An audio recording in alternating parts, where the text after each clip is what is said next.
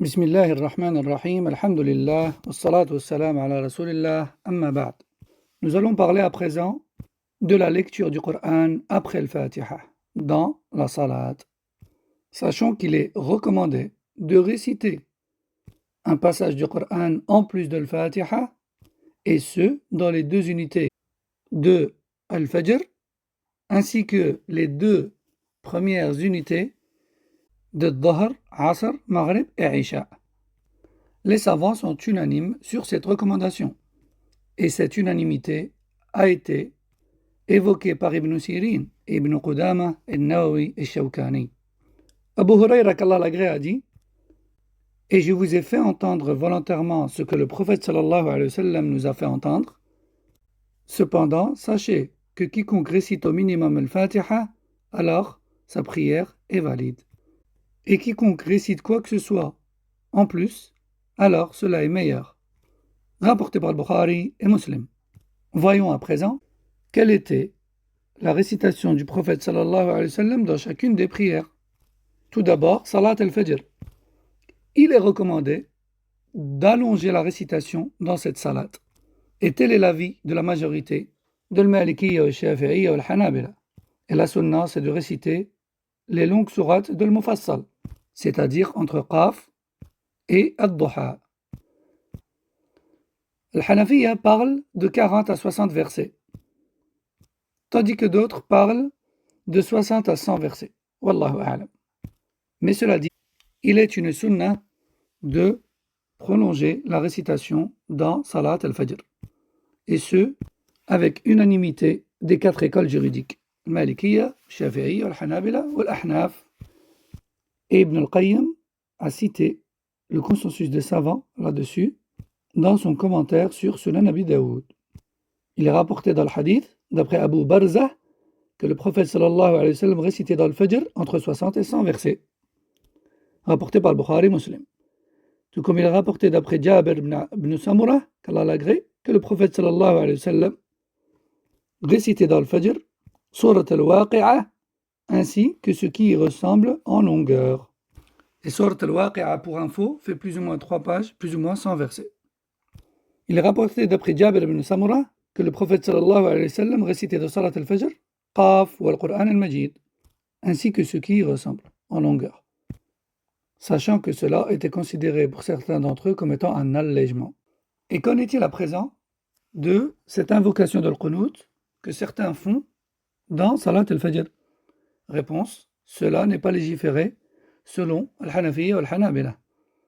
Et tel était l'avis de certains salafs, comme Al-Thawri, Abu Hanifa, Ibn Abbas, Ibn Umar, Ibn Mas'ud, Abu Darda. Et tel était l'avis de Cheikh al-Islam Ibn Taymiyyah, Ibn al-Qayyim, Shawkani, Ibn Baz, Ibn Uthaymin, et du comité permanent de la fatwa d'Arabie Saoudite. D'ailleurs, Abu Huraira, qu'Allah l'agrée, dit clairement: le prophète sallallahu alayhi wa sallam ne faisait pas de dua al-Qunut dans le Fajr, sauf en période particulière, en faveur de personnes ou contre des personnes. Rapporté par At-Tabari. Voyons à présent la récitation dans Salat al-Dhahr.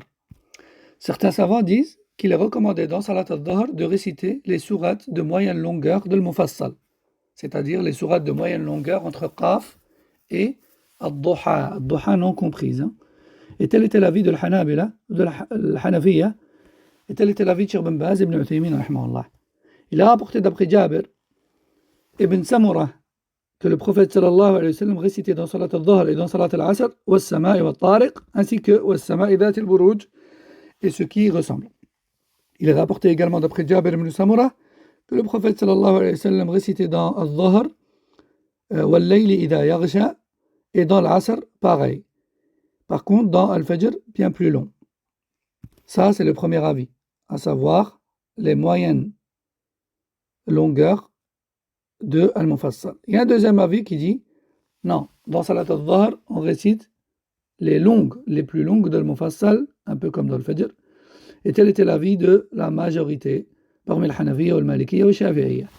Il a rapporté d'après Abu Sa'id al-Khudri, qu'Allah l'agrée, qui dit: nous avons observé la prière du prophète sallam dans Al-Dhahr ou Al-Asr, et nous avons remarqué que dans les deux premières rak'at de Al-Dhahr, il récitait plus ou moins 30 versets. Et dans les deux dernières de Dhuhr, plus ou moins 15 versets.